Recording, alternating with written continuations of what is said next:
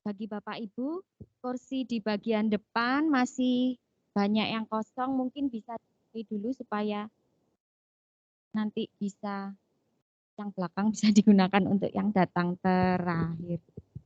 Ya, di depan masih ada yang kosong, silahkan.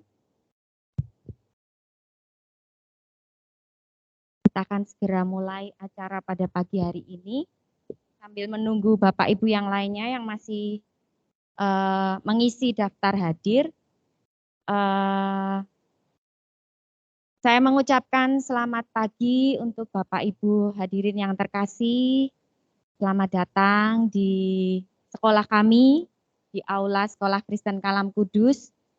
Saya Miss Mita sebagai pembawa acara pada pagi hari ini sekaligus mewakili guru-guru di unit KBTK Kristen Kalam Kudus mengucapkan selamat datang untuk Bapak Ibu yang sudah berkenan hadir pada pagi hari ini di acara pertemuan orang tua murid dan juga nanti ada parenting yang dilaksanakan pada hari Sabtu tanggal 16 Juli 2022.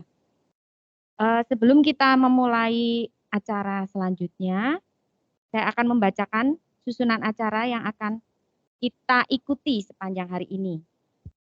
Nanti acara akan diawali dengan doa pembukaan, kemudian dilanjutkan dengan perkenalan guru, wali kelas, dan juga guru pendamping.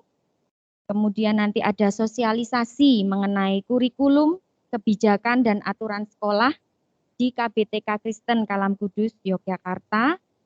Nanti juga akan dilanjutkan dengan sesi tanya jawab, jadi mungkin nanti selama pemaparan kurikulum, Bapak Ibu bisa menyiapkan pertanyaan yang akan diajukan sehingga pada saat sesi tanya jawab bisa berjalan dengan baik dan lancar. Selanjutnya setelah nanti sesi tanya jawab selesai akan dilanjutkan dengan acara parenting dari bidang kerohanian.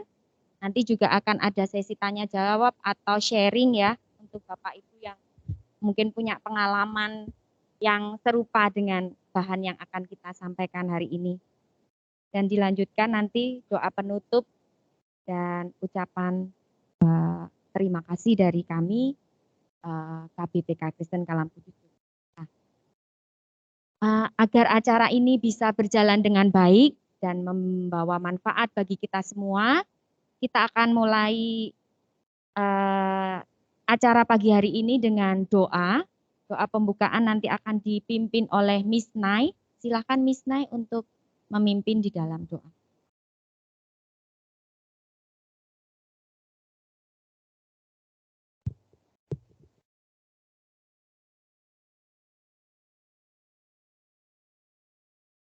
Ya, selamat pagi Bapak Ibu semua. Mari kita memulai acara ini dengan berdoa. Tuhan, Allah Bapa kami yang bertata dalam kerajaan surga, kami mengucap syukur ya Tuhan, Engkau boleh mempertemukan kami di sini, orang tua murid dan juga kami, guru-guru KBTK Kristen Kalam Kudus, untuk kami boleh mengadakan pertemuan dan juga parenting. Dan kami menyerahkan acara ini dari awal, pertengahan hingga akhirnya dalam tangan kasih-Mu, biar Engkau yang bekerja, Engkau yang berencana, biar acara ini dapat berjalan dengan baik. Terima kasih ya Tuhan, menyerahkan acara ini dalam tangan kasih-Mu, Engkau yang bekerja, Engkau yang berencana. Dalam nama anak-Mu yang tunggal Tuhan Yesus Kristus, kami berdoa dan mengucap syukur. Amin. Terima kasih untuk Miss Nai yang sudah membuka di dalam doa. Kami mohon untuk Miss yang masih di luar, silakan untuk memasuki ruangan. Mohon mengambil tempat duduk yang masih ada. Ya, baik Bapak Ibu, keberhasilan sebuah pendidikan itu tidak terlepas dari peran seorang guru, ya. Jadi guru itu merupakan orang tua kedua di sekolah bagi anak-anak. Kadang anak-anak tuh terutama yang nursery toddler itu mungkin mamahnya menyaksikan ya. Kalau mau mamahnya keluar itu sudah nangisnya kayak ditinggal setahun atau sebulan gitu ya. Jadi di sekolah kamilah yang menggantikan peran Bapak Ibu. Nah, kami dipersiapkan untuk menjadi pengasuh, pendidik, dan pembimbing bagi anak-anak sesuai dengan visi misi sekolah, yaitu terbangunnya manusia yang utuh, yang takut akan Tuhan, mandiri, dan berguna bagi dunia. Jadi Di sini miss-missnya sudah dipersiapkan untuk menjadi pengganti Bapak Ibu selama berada di sekolah. Kami juga mungkin kalau ada anak-anak yang, Miss aku kangen pengen ketemu mama. Nah, di sekolah mamanya ganti jadi Miss Mita, Miss Putri atau Miss yang lainnya. Miss aku pengen peluk papa. Ya, papanya diganti dulu sama Miss-Missnya. Jadi peran-peran Miss di sekolah ini betul-betul sebagai orang tua yang menginginkan anak-anaknya untuk menjadi anak yang mandiri, memiliki kreativitas dan juga kemampuan untuk bisa digunakan kelak di masa yang akan datang. Nah, kali ini saya ingin mengundang beberapa teman-teman saya yang menjadi guru kelas maupun pendamping di kelas-kelas yang lainnya. Jadi kami biasanya itu partnernya 2. Kalau pagi mengajar, nanti siang mendampingi, begitu pula sebaliknya. Saya akan mengundang dulu dari kelas yang paling kecil ya. Kelas yang paling kecil, ada yang tahu Bapak Ibu kelas yang paling kecil itu kelas apa ya? Oh, enggak ada yang tahu. Kelas toddler ya. Kelas toddler nanti guru kelasnya itu adalah Miss Kris. Silakan Miss Kris maju ke depan. Ya, Miss Kris ini guru kelas toddler dan pendamping kelas K1. Nah, bagi mama papa yang putra-putrinya di kelas toddler, nanti guru kelasnya Miss Kris mendampingi di kelas K1. Selanjutnya Miss Lena. Miss Lena. Miss Lena adalah guru kelas nursery 1. Ada yang di sini dari wali murid nursery 1? Oh, cuma satu, Mama Felix. Baru datang satu mah, tenang mah. Ya, Miss Lena ini nanti akan mendampingi di kelas K2-3. Selanjutnya adalah Miss Nai. Miss Nai adalah guru kelas nursery 2. Di sini ada yang dari nursery 2? Oh, 3, lumayan. Miss Nai juga akan mendampingi di kelas K2-2. Nah, selanjutnya guru kelas K1. K1 itu TKA kalau bahasa Indonesianya. K1 adalah saya sendiri, mah. Saya Miss Wita. Ya. Nanti saya didampingi oleh Miss Ayu. Kebetulan Miss Ayu hari ini datang agak terlambat. Miss Ayu sudah ada. Halo Miss Ayu, silakan maju Miss Ayu. Ya. Kemudian untuk guru kelas K1 adalah Miss Putri. Ya, Miss Putri nanti akan mendampingi Miss Kris di kelas toddler. Selanjutnya adalah Miss Zita. Ya, Miss Zita ini akan mengajar di kelas K13. Ada di sini yang dari kelas K13? Oh, 2. Yang K11 tadi belum saya absen. K11 ada yang sudah hadir? Oh, 2, lumayan. K1? Wah, ini paling banyak nih K1. Ya, Miss Zita nanti akan mendampingi kelasnya K21. Nah, guru kelas K21 adalah Miss Lucy. Ya, Miss Lucy nanti akan mendampingi Miss Zita di K13. Dari kelas K21 apakah sudah hadir? Oh, sudah hadir. Terima kasih. Selanjutnya untuk K22, guru kelasnya adalah Miss Fanny. Ya, Miss Fanny nanti juga akan mendampingi mendampingi kelas nursery 1. Miss Fanny itu nursery 2, kelasnya Miss Nai. Ya. Kelas K22 apakah sudah ada yang hadir? Ya, lumayan. Selanjutnya Miss Ayu tadi mendampingi saya. Miss Ayu juga bertugas sebagai guru yang mendampingi kelas-kelas lain yang mungkin nanti kalau ada guru yang bertugas di luar, Miss Ayu akan mendampingi dan juga nanti Miss Ayu akan mengelola perpustakaan di unit KBTK. Selanjutnya ada guru yang paling disukai anak-anak nih kelasnya, CCB ya. CCB itu iya, lupa. Ada satu lagi kelas K23, maaf Miss Betty. K23 diampu oleh Miss Betty, didampingi oleh Miss Lena. Ya. Selanjutnya untuk guru CCB ada Miss Herlina. Miss Herlina adalah koordinator bidang kerohanian di KBTK, mengampu CCB sekaligus kelas language di nursery dan K1. Untuk language di K2 nanti akan diampu oleh Miss Anggi. Ya, Miss Anggi. Tapi kebetulan Miss Anggi hari ini tidak bisa hadir. Kemudian ada yang Miss yang paling terkenal di antara para papa mama nih, yang biasanya mengurusi informasi tentang sekolahan, kemudian pengumuman-pengumuman, pendaftaran. Ada yang tahu Miss siapa? Yang nomor HP-nya ada di WA setiap orang tua. Ya, ada Miss Titi. Miss Titi? Miss Titi. Ya, Miss Titi adalah bagian tata usaha. Nanti bila ada pertanyaan terkait dengan uang kegiatan, sarana prasarana, bisa WA ke Miss Titi. Nih, Miss Titi yang ini. Nah, tim guru di KBTK ini dipimpin oleh Miss Eda, ya, selaku kepala sekolah dari unit KB dan TK. Ya, inilah formasi kami Bapak Ibu yang selama 1 tahun ajaran nanti akan mendampingi putra-putri Bapak Ibu. Ya, silahkan dikenali satu-satu wajahnya, jangan sampai tertukar ya guru dan kelasnya. Karena pakai masker itu sulit mengenali wajah yang asli. Ya. Silahkan kembali ke tempat duduk. Terima kasih Miss semua.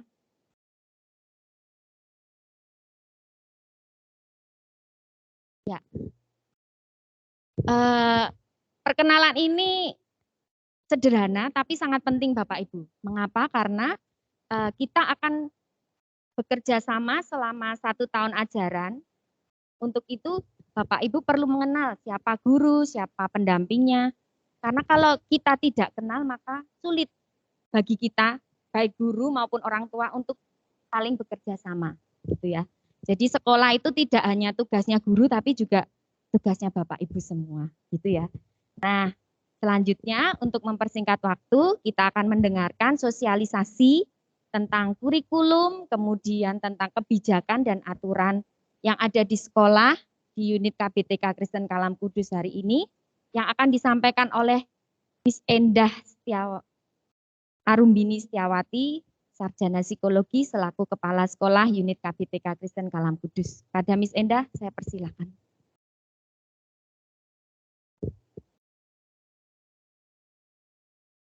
Terima kasih Miss Mita. Ya, tadi juga lupa belum disebutkan, Miss Mita ini adalah juga merupakan wakil kepala sekolah di KBTK Kalam Kudus, selain sebagai guru K-Tutu. Oh, K1. Aduh, iya, sudah di rolling ke K1. Oke. Ya, sekali lagi saya juga mengucapkan terima kasih pada Bapak Ibu semua yang sudah meluangkan waktu untuk berkenan hadir dalam acara ini. Ada 2 agenda, sosialisasi kurikulum Merdeka dan tata tertib di KBTK Kalam Kudus, dan juga kegiatan parenting dari unit kerohanian KBTK Kalam Kudus. Untuk menyingkat waktu, saya langsung mulai saja. Jadi mulai tahun ajaran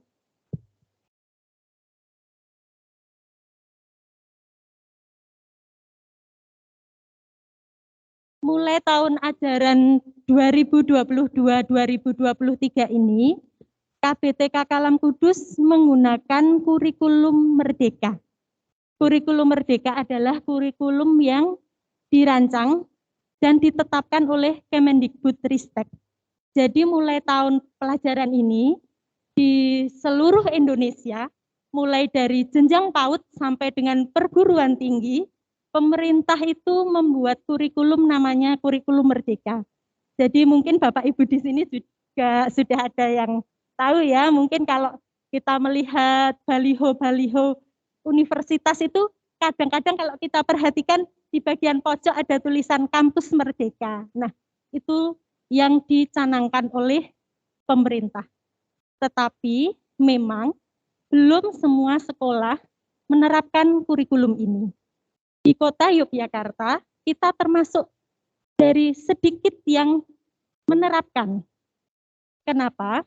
Karena untuk menerapkan kurikulum ini tergantung dengan kesiapan sekolah, kesiapan SDM-nya, kesiapan sarana prasarana, dan sebagainya. Dan puji Tuhan, KPTK Kalam Kudus termasuk yang terpilih untuk melaksanakan kurikulum merdeka. Jadi di kota Yogyakarta untuk TK itu baru sedikit sekali yang menerapkan. Apa itu kurikulum merdeka? Kurikulum merdeka ini menggunakan pendekatan filosofi dari Bapak Pendidikan kita, Bapak Ki Hajar Dewantara. Bapak Ki Hajar Dewantara itu memiliki filosofi pendidikan yang bagus sekali, yang dari semua filosofinya itu intinya adalah bagaimana pendidikan itu bisa membuat anak selamat dan meraih kebahagiaan yang setinggi-tingginya. Itulah yang menjadi kerinduan pendidik di seluruh Indonesia. Diharapkannya itu. Dan Bapak Ibu juga seperti itu. Jadi setiap anak yang dilahirkan di dunia ini sebenarnya mereka sudah memiliki kodratnya sendiri-sendiri.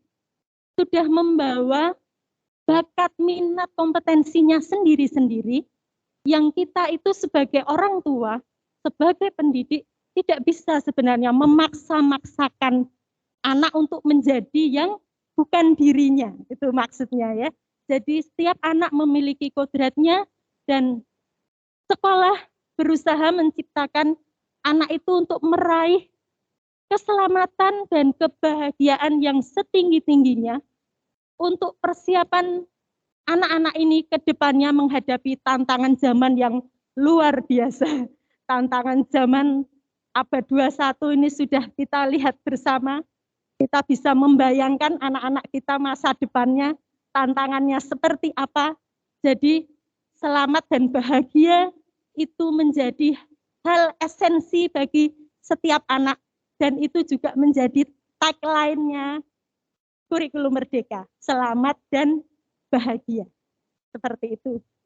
Nah, tapi kita sebagai sekolah Kalam Kudus, sekolah swasta, dan kita juga memiliki kurikulum yang rancangan kita sendiri, yang merupakan ciri khas dari Kalam Kudus. Nah, itu juga tidak kita hilangkan. Jadi walaupun kita menggunakan kurikulum merdeka dari Kemdikbudristek, tetapi ciri khas Kalam Kudus tetap kita masukkan. Apa yang menjadi ciri khas dari KBTK Kalam Kudus? Tentu saja yang menjadi ciri khas karena kita sekolah Kristen itu adalah character building. Christian Character Building atau CCB. Itu kami punya rancangan sendiri untuk itu dan tidak dimiliki oleh sekolah lain. Kami punya bidang kerohanian yang memang concern untuk mengembangkan kurikulum tersebut. Selain itu, pembelajaran di KBTK Kalam Kudus mungkin bagi Bapak Ibu yang orang tua murid lama sudah ada yang memahami ya. Jadi di sekolah kita ini, kita mendidik anak itu, merancang kegiatan-kegiatan anak itu berdasarkan area-area. Jadi dasar pemikirannya menggunakan multiple intelligences. Jadi setiap anak itu kecerdasannya itu sebetulnya macam-macam. Jadi kegiatan kita itu di KBTK Kalam Kudus itu ada life skill, ada language, ada math, ada sensori, dan lain-lain itu sebetulnya untuk mengembangkan semua aspek perkembangan. Nah, itu tetap tidak kita hilangkan. Jadi, yang khas dari kurikulum merdeka yang dari pemerintah itu adalah anak-anak itu didengar suaranya. Istilahnya seperti itu. Ide dan minat anak itu didengar oleh guru. Jadi dalam kurikulum ini, lesson plan atau rencana pembelajaran yang sudah disusun oleh guru sebelumnya, itu bisa saja akan berubah ketika pelaksanaan, karena mengikuti ide anak. Jadi ide minat anak didengarkan. Anak istilahnya merdeka, merdeka untuk belajar. Jadi menghargai anak. Kegiatan pembelajaran dapat berasal dari suara atau minat anak. Juga dalam kurikulum ini nanti misalnya dalam satu kelas, itu kegiatannya bisa berbeda. Itu mungkin, dimungkinkan. Jadi ada pembelajaran istilahnya di dalam dunia pendidikan itu pembelajaran berdiferensiasi. Jadi kalau yang dulu kita dalam satu kelas itu pasti kegiatannya sama semua. Dalam satu kelas atau bahkan kelas paralelnya, misalnya K1, K1, K1, K1, itu seragam semua kegiatannya. Tapi kalau dengan kurikulum merdeka, bisa jadi nanti akan tidak sama. Anak dengan anak lain juga dimungkinkan untuk tidak sama. Jadi nanti ketika Bapak Ibu merasa, loh kok kegiatan anakku kok beda dengan temennya yang sekelas itu mungkin akan dimungkinkan karena kurikulum merdeka ini. Jadi dalam kurikulum merdeka setiap anak didengarkan, itu intinya, dan kegiatan pembelajaran bisa berbeda-beda sesuai dengan tahapan capaian perkembangan anak. Jadi guru itu nanti akan di awal, guru akan melakukan semacam diagnostik ya, diagnostik sederhana ya. Jadi tahu nanti si A ini kemampuannya, misalnya untuk pembelajaran menulis, si A sampai seberapa, si B sampai seberapa. Nah, akan diberikan stimulasi kegiatan pembelajaran sesuai dengan kemampuan anak itu. Jadi tidak sekelas sudah pasti akan seragam, tidak. Jadi dimungkinkan berbeda-beda seperti itu. Itu satu. Lalu juga tadi yang sudah saya katakan, lesson plan juga bisa jadi akan berbeda dari yang awalnya dirancangkan. Seperti itu.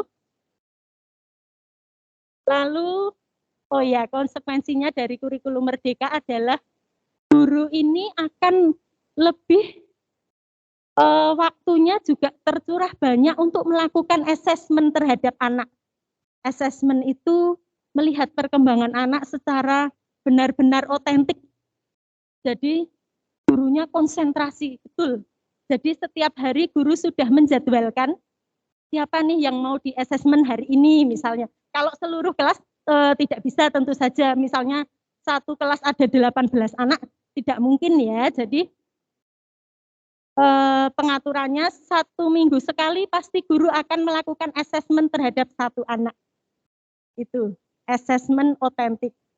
Lalu bentuk pelaporan perkembangan kepada orang tua itu nanti dalam bentuk rapor yang diberikan 1 semester sekali. Jadi kalau yang dulu kita kan per tema ya, per tema ada laporan, per tema ada laporan.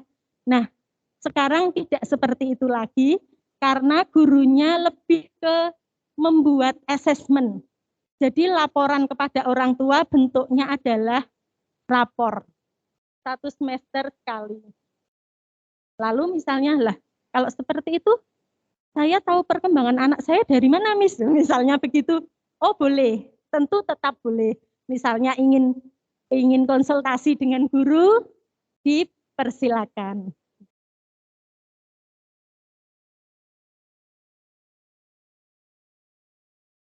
Itu tadi sekilas tentang kurikulum merdeka.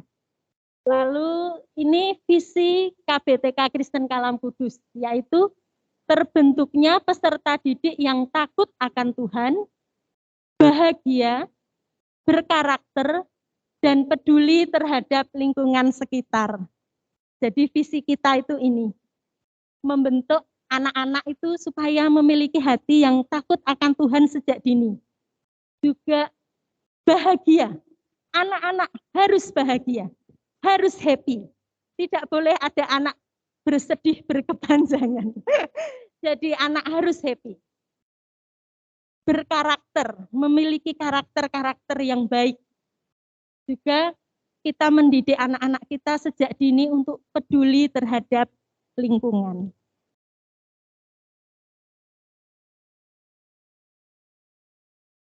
Nah, ini misi kita untuk meraih apa yang ingin kita capai dalam visi tadi. Kita menggunakan cara ini, menciptakan lingkungan belajar yang menumbuhkan hati yang takut akan Tuhan. Nah, kita membiasakan anak dengan kegiatan-kegiatan yang untuk mencintai Tuhan ya, dengan kegiatan ibadah dan berdoa setiap hari, pembiasaan mengikuti sekolah minggu, karakter building dan sebagainya. Juga menciptakan lingkungan belajar yang menyenangkan. Nah, ini ya, kami berusaha semaksimal mungkin supaya anak-anak itu senang bersekolah. Karena pendidikan anak usia dini adalah awal. Kalau dia tidak happy di awal, itu nanti bisa menjadi pengalaman yang kurang baik dan itu terbawa seumur hidup. Jadi kita berusaha supaya anak-anak itu senang bersekolah. Oh ya, ini sejalan juga dengan filosofinya kurikulum merdeka dari KH Dewantara ya, karena kita ingin setiap anak di Indonesia itu menjadi pembelajar sepanjang hayat, menjadi anak-anak, menjadi orang-orang yang suka belajar sepanjang hidupnya. Lalu mengembangkan mental yang sehat, budi pekerti luhur, dan bertanggung jawab sesuai dengan nilai kebenaran. Nah, kegiatan-kegiatan sehari-hari yang kita rancang, itu selalu kita mengingat akan hal ini. Untuk membentuk mental yang sehat, untuk berbudi pekerti, dan bertanggung jawab.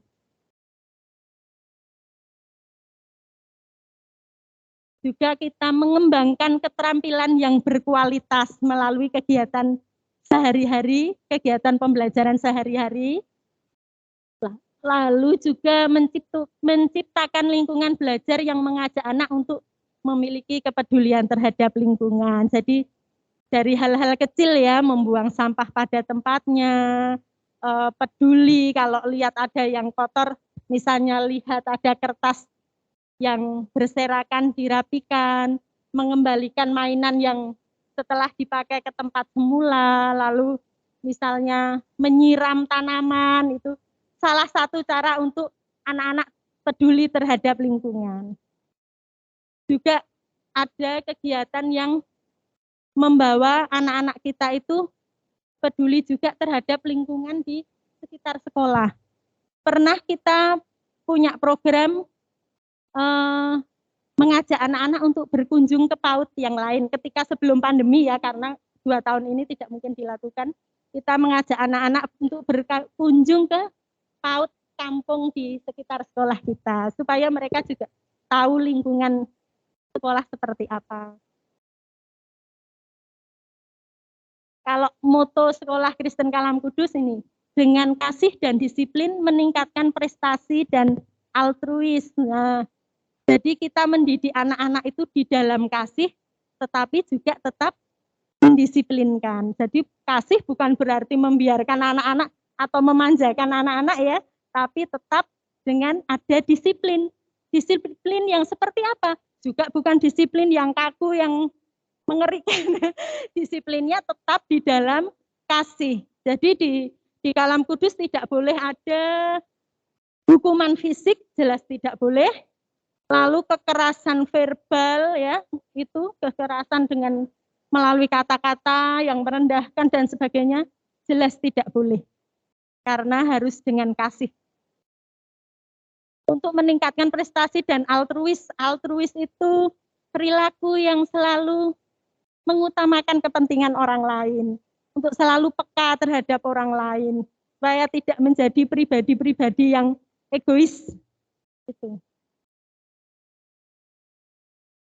Nah, Sekarang kegiatan-kegiatan di KBTK Kristen Kalam Kudus ini kegiatan di luar kegiatan pembelajaran sehari-hari itu kita punya ada upacara bendera itu setiap hari Senin. Ini yang bertugas dari anak-anak Ketu. Anak-anak yang sudah besar yang di TKB itu secara bergantian menjadi petugas upacara bendera. Jadi anak-anak kita itu nanti juga Pancasila itu sudah hafal. Dan mereka berani menjadi petugas upacara itu untuk melatih kepercayaan diri. Juga senam setiap hari Jumat, lalu setiap hari Jumat juga akan ada penguatan budaya daerah. Karena kita tinggal di kota Yogyakarta, daerah istimewa Yogyakarta, kita tidak boleh melupakan budaya di mana tempat kita tinggal. Lalu juga ada outing class. Outing class itu anak-anak kita bawa ke tempat-tempat yang edukatif, itu 1 semester sekali, nanti per jenjang. Ketu sendiri, Kewan sendiri, KB atau playgroup sendiri. Dan itu beserta dengan semua guru. Tetapi orang tua tidak ikut. Jadi memang untuk melatih kemandirian juga dan guru-gurunya cukup untuk menghandle anak-anak. Juga ada HUT Jogja, biasanya HUT Jogja kami rayakan sekaligus dengan Kalam Kudus Fair. Itu. Oh ya, berkaitan dengan ini, di kurikulum Merdeka itu ada namanya proyek penguatan profil pelajar Pancasila. Itu harus kita lakukan, wajib minimal 1 semester sekali. Rencananya semester ini kita akan membuat program penguatan profil pelajar Pancasila itu dengan bentuk tarian daerah. Jadi nanti setiap kelas menampilkan tarian, tapi koreografinya berasal dari anak-anak sendiri. Jadi anak-anak yang punya ide gerakan seperti apa nanti boleh sama gurunya dipakai idenya. Jadi bukan semata-mata menari mengikuti yang dari YouTube atau yang sudah jadi, tetapi anak-anak boleh menyalurkan idenya dalam bentuk tarian. Jadi nanti rencananya setiap kelas akan menari sesuai dengan koreografi mereka masing-masing, dan pada saat kita melakukan perayaan HUT Yogyakarta atau Kalam Kudus Fair, nanti setiap kelas akan tampil dalam rangka penguatan proyek pelajar Pancasila juga. Lalu kami juga ada pemeriksaan gigi, itu 1 semester sekali. Kita mengundang dokter gigi untuk datang ke sekolah, memberikan edukasi kepada anak-anak, dan juga memeriksa gigi anak-anak. Tetapi memang karena status pandemi kan memang belum dicabut ya sampai hari ini, ya nanti kita akan melihat situasi apakah itu sudah memungkinkan atau tidak dengan mengundang dokter gigi memeriksa gigi anak satu persatu. Kalau memang dirasa belum aman karena masih pandemi, mungkin kegiatan ini kita cancel dulu. Ada perayaan Natal itu pasti, ada Vacation Bible School. Nah ini biasanya menjelang Paskah, kita ada acara ini selama 5 hari, 4 atau 5 hari, anak-anak melakukan kegiatan ini. Ini kegiatan yang sangat menarik. Kami menggunakan kurikulum Vacation Bible School ini dari Amerika, Bapak Ibu. Jadi dibeli dari Amerika, dikemas dengan sangat menarik, dan di kota Yogyakarta baru KBTK Kalam Kudus yang menggunakan. Dan biasanya anak-anak sangat excited dalam kegiatan VBS ini. Biasanya dilakukan menjelang Paskah. Lalu ada Kids Camp. Nah, untuk anak-anak Ketu ATKB, kita pada semester 2 akan ada Kids Camp, tetapi tidak menginap. Hanya dari pagi sampai sore. Jadi ya menggunakan tenda-tenda camping itu. mencari lokasinya tidak di sekolah tapi di tempat-tempat misalnya desa wisata seperti itu.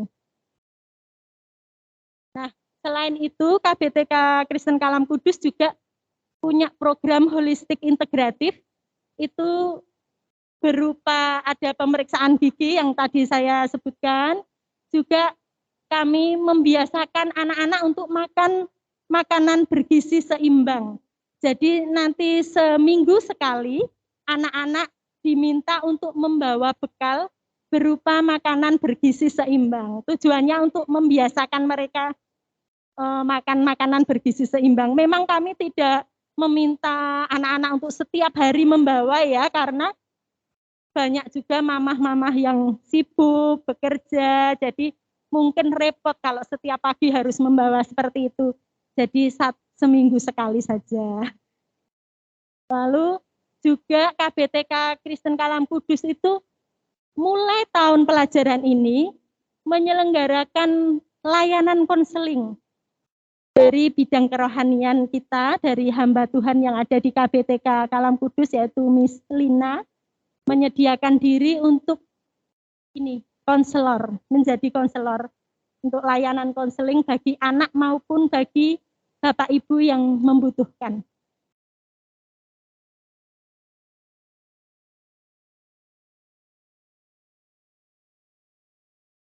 Selanjutnya adalah mengenai tata tertib KBTK Kalam Kudus.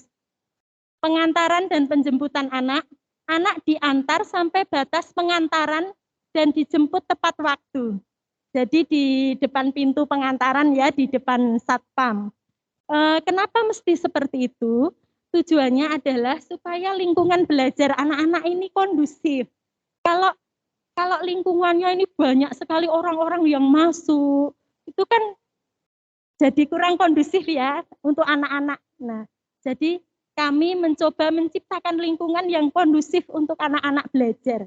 Jadi adanya memang diharapkan hanya ada guru dan anak-anak. Bahkan anak-anak SD ketika mereka pulang sekolah yang bermain di area kita juga tidak kita perbolehkan.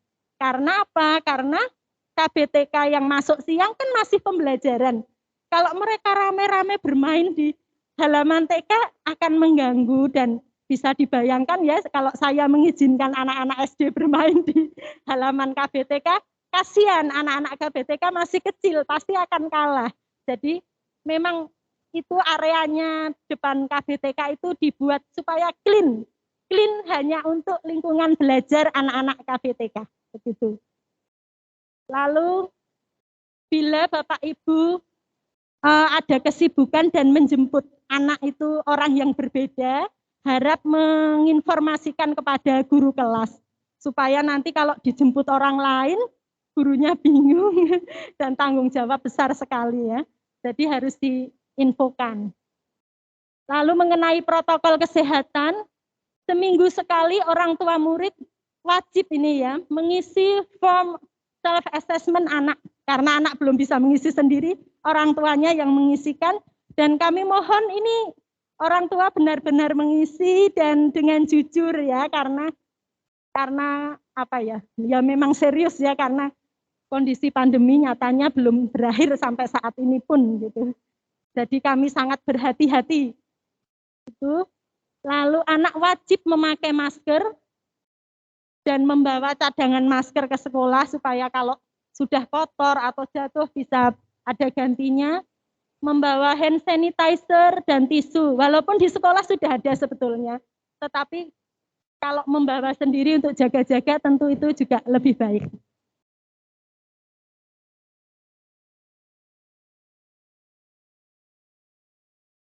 Etika berpakaian, anak-anak harus berpakaian bersih dan rapi, ini sudah jelas ya.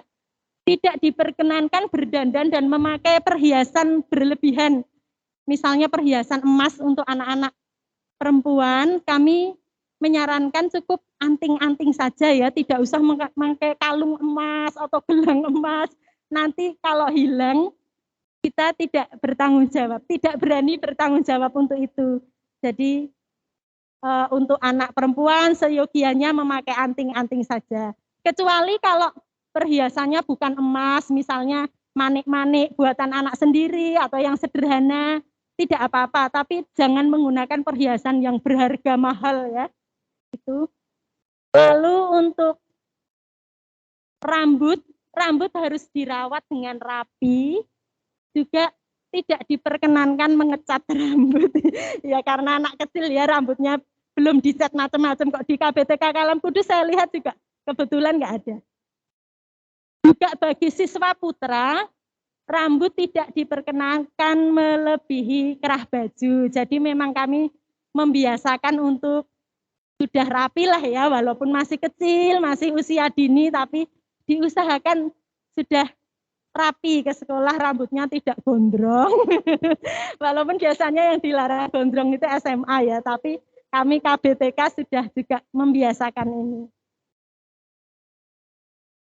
Sepatu dan tas, anak-anak sebaiknya menggunakan sepatu yang berperekat atau velcro yang tidak bertali. Kenapa tidak bertali? Supaya anak-anak itu kalau sedang aktivitas, anak-anak kan aktif ya, mereka lari ke sana kemari, itu nanti kalau tali sepatunya lepas, itu bisa berbahaya, bisa jatuh dan sebagainya. Dan kebanyakan anak usia KBTK belum bisa menali sepatu sendiri, jadi lebih baik menggunakan sepatu yang tanpa tali untuk keamanan anak-anak. Juga untuk tas, kami mengharapkan anak-anak memakai tas backpack atau tas ransel yang dengan ukuran sesuai dengan badan anak. Untuk tujuannya supaya anak-anak bisa memakai tas sendiri dan tidak ribet ketika harus berbaris pulang. Kalau harus yang model ditarik gledek itu mengganggu teman-teman yang berbaris di belakangnya. Jadi memakai tas backpack itu lebih bagus, sekaligus itu melatih keterampilan dia untuk memakai tas itu sendiri. Jadi semua itu ada tujuannya. Buku penghubung. Nah, nanti kita ada buku penghubung. Ini diharapkan ditandatangani oleh orang tua setiap hari sebagai tanda bahwa orang tua sudah menerima informasi yang diberikan. Lalu mengenai penugasan di rumah, itu memang di TK Kalam Kudus ada penugasan di rumah. Biasanya untuk anak K1 dan K2 itu seminggu 2-3 kali. Tapi tujuannya bukan untuk anak-anak membebani anak-anak dengan tugas atau apa enggak. Jadi tujuannya itu untuk supaya anak-anak mengulangi apa yang dia dapatkan di sekolah tadi untuk menguatkan gitu, terutama untuk latihan-latihan seperti menulis untuk keaksaraan ya, pra menulis, pra matematika itu kalau tidak diulangi di rumah, oh enggak apa-apa, maksudnya kalau diulangi di rumah itu akan menguatkan bagi anak-anak gitu loh. Maksud kami seperti itu. Jadi yang tadi didapat di sekolah diulangi 1 kali lagi di rumah. Persis. Jadi hanya mengulangi supaya anak itu kuat konsepnya. Gitu.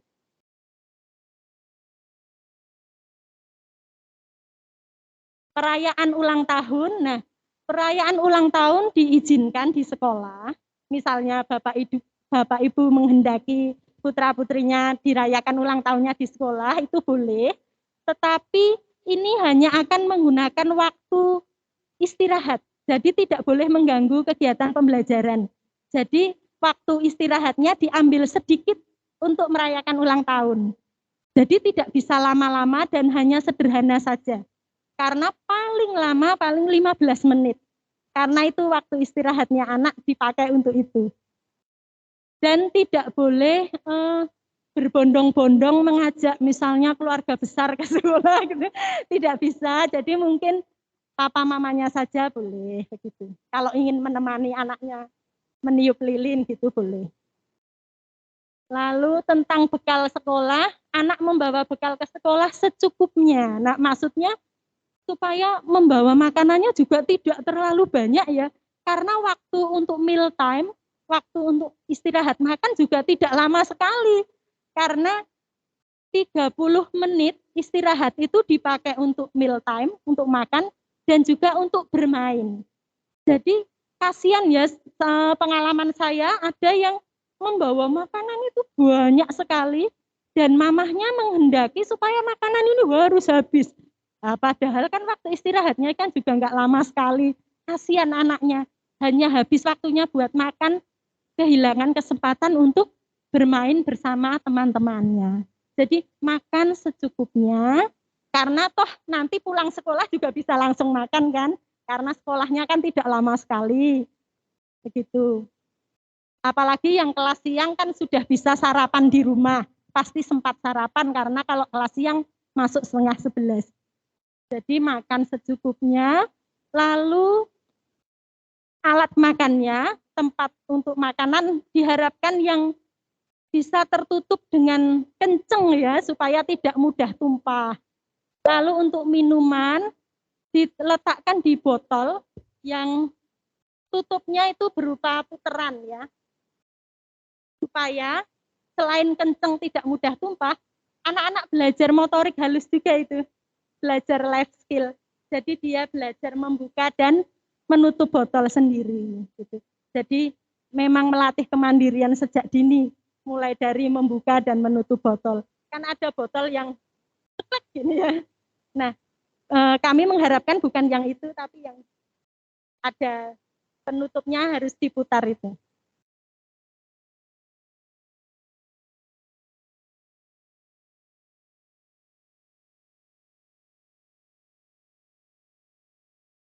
Gimana, Miss? Oh ya. Oh, komunikasi. Nah, kami memposisikan orang tua murid adalah mitra kami untuk mendidik anak-anak. Jadi komunikasi kami harapkan terjalin dengan baik ya. Sebagai mitra pasti kita akan komunikasi dengan baik dan terjalin dengan tentu saja dengan etika yang baik juga. Dan pengalaman kami di KBTK Kalam Kudus sih orang tua muridnya oke semua, bagus semua dan semua memiliki etika yang baik. Dan tentu untuk menghubungi guru via WA itu juga dipersilakan, asal tidak misalnya jam 11 malam begitu ya, karena gurunya mungkin sudah istirahat. Jadi di jam-jam yang reasonable lah ya, yang wajar gitu. Dan jangan jam yang 10 malam, 11 malam, tentu gurunya sudah istirahat. Gitu. Ya, lalu ini tentang peraturan sekolah Kristen Kalam Kudus itu orang tua murid tidak diperkenankan meminta les privat. Jadi guru-guru di Kalam Kudus tidak diperkenankan untuk memberikan les privat kepada murid-murid Kalam Kudus. Juga orang tua wajib hadir jika ada undangan rapat atau pertemuan seperti ini. Lalu orang tua dan pengantar dimohon mengenakan pakaian sopan dan rapi saat di sekolah. Ya, itu. Lalu orang tua dan atau pengantar tidak diperkenankan melakukan tindakan yang tidak mendidik. Nah, kebetulan kok di KBTK Kalam Kudus kok ya tidak pernah terjadi dan semoga terus seperti ini. Orang tua tidak diperkenankan memberi apapun kepada guru ataupun karyawan. Jadi mulai tahun pelajaran ini semakin ditegaskan kembali di yayasan kami, Yayasan Kalam Kudus, bahwa guru tidak diperkenankan untuk menerima pemberian apapun dari orang tua murid. Pemberian yang bisa diterima itu adalah pemberian yang ditujukan kepada sekolah.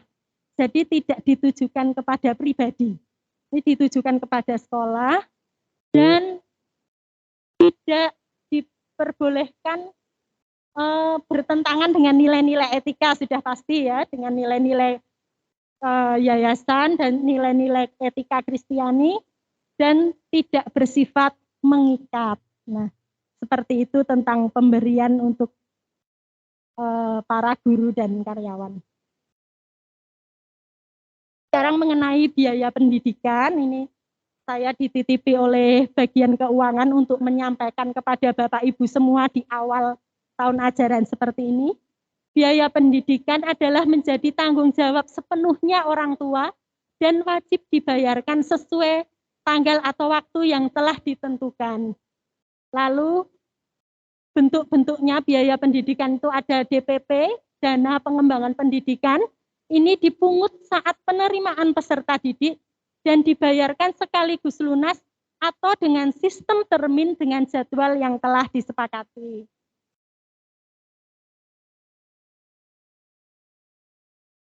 SPP, nah SPP itu sebetulnya paling lambat tanggal 15 dibayarkan setiap bulannya.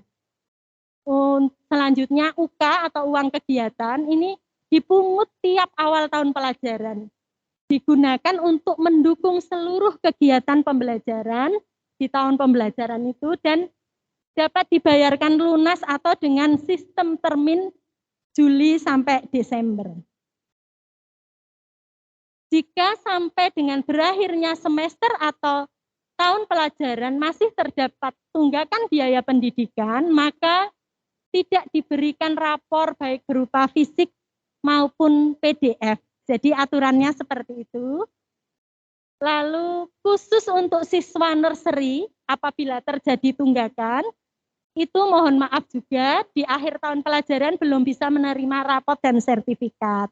Demikian juga untuk siswa K2, kalau masih terdapat tunggakan, di akhir tahun pelajaran tidak diberikan rapor dan ijazah. Jadi ini memang harus kami sampaikan di awal sehingga Bapak Ibu tahu semua konsekuensinya sejak dari awal ya.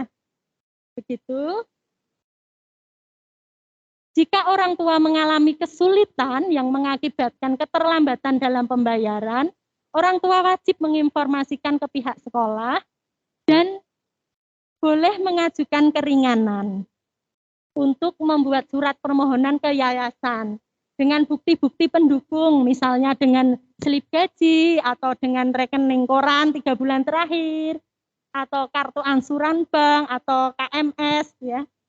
Juga yayasan memiliki kewenangan sepenuhnya untuk menerima atau menolak permohonan tersebut. Nah, itu yang dapat saya sampaikan. Semoga bermanfaat bagi Bapak Ibu semua. Mari kita mendidik anak kita dengan semaksimal mungkin supaya anak-anak kita menjadi pribadi yang selamat dan meraih kebahagiaan yang setinggi-tingginya. Terima kasih, Tuhan Yesus memberkati.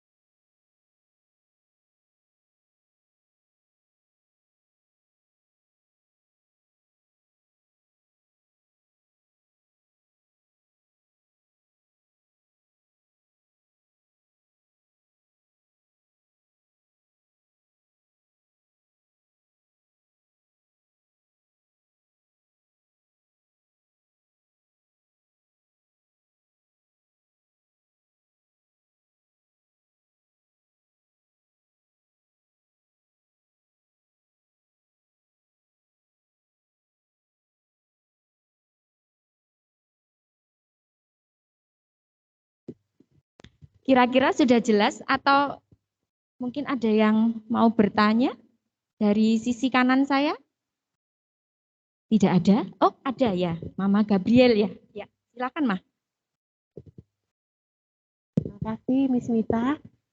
Yang mau saya tanyakan ini, untuk kurikulum, kan tadi dijelaskan bahwa akan kurikulum merdeka, di mana tiap anak itu bisa beda menerima pelajaran. Nah, yang saya mau tanyakan, apakah nanti ada laporan setiap harinya, pada hari itu anak belajar apa? Karena kan anak-anak masih kecil, mereka kalau ditanya, kadang jawabannya bisa iya betul, kadang juga tidak gitu. Maksud kami adalah kami sebagai orang tua ingin membantu mereka lebih belajar lagi di rumah gitu. Apakah ada laporan tersebut setiap harinya? Terima kasih, Miss Nita.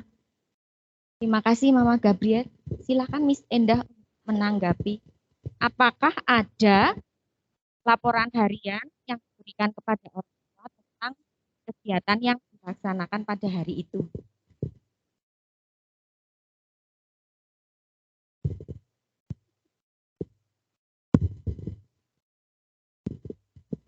Ya, terima kasih Ma atas pertanyaannya. Untuk kegiatan harian, kami menginformasikan di awal setiap akan memulai topik ya Miss. Tapi untuk yang tahun pelajaran ini nanti akan dikelola oleh guru, apakah setiap akan memulai topik atau setiap awal minggu. Jadi akan diinformasikan tujuan-tujuan kegiatannya apa saja, begitu. Jadi tujuan kegiatan itu, jadi dalam kurikulum Merdeka itu istilahnya tujuan kegiatan. Jadi tujuan kegiatan yang akan dicapai itu apa? Itu diinformasikan kepada orang tua sebelumnya.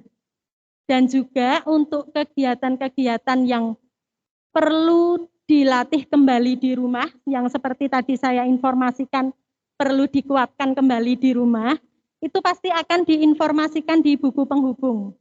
Jadi misalnya tadi belajar menulis huruf A misalnya. Nah nanti pasti di rumah akan anak mengulangi hal yang sama. Jadi otomatis orang tuanya akan tahu, papa mama akan tahu, oh tadi itu belajar nulis huruf A atau misalnya seperti itu. Semoga bisa menjawab ya, Mah. Jadi setiap informasi nanti akan disampaikan oleh wali kelas atau guru kelas kepada orang tua melalui WA atau buku penghubung. Ada lagi selain Mama Gabriel mungkin? Jika tidak ada, semoga sosialisasi pada pagi hari ini memberi pencerahan kepada Bapak Ibu apa yang akan dilakukan anak-anak selama 1 tahun ajaran nanti, bagaimana anak-anak berproses dengan wali kelas dan guru pendamping selama ada di sekolah. Selanjutnya kita akan masuki sesi kedua, yaitu sesi parenting yang akan disampaikan oleh Ibu Herlina Susanti Hermanto MA sebagai koordinator kerohanian di unit KBTK. Kepada Miss Lina, saya persilahkan.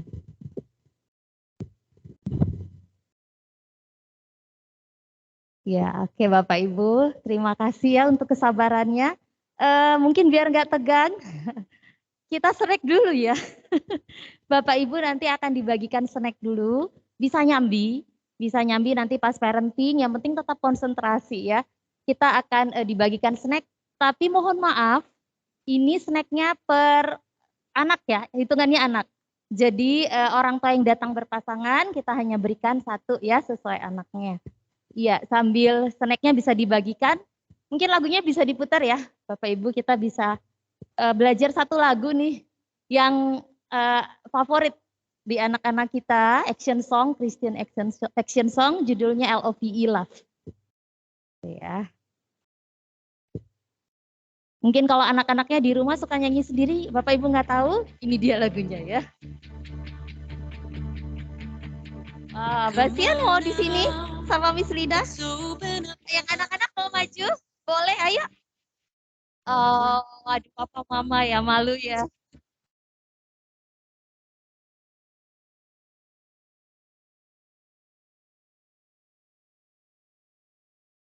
Cepat. Apa ini? Ya, Bapak Ibu.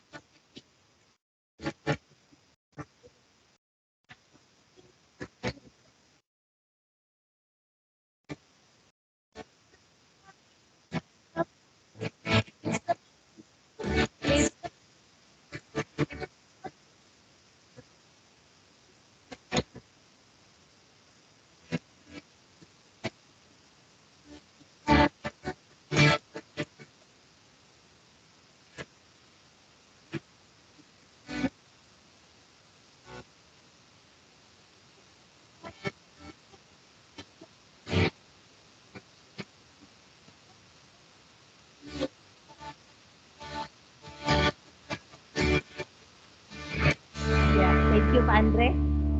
Harapan kami kasih yang seperti ini boleh dilihat ketika Bapak Ibu mengirim anak-anak untuk dididik di sekolah Kristen Kalam Kudus, ya. Kasih yang dari Allah sendiri.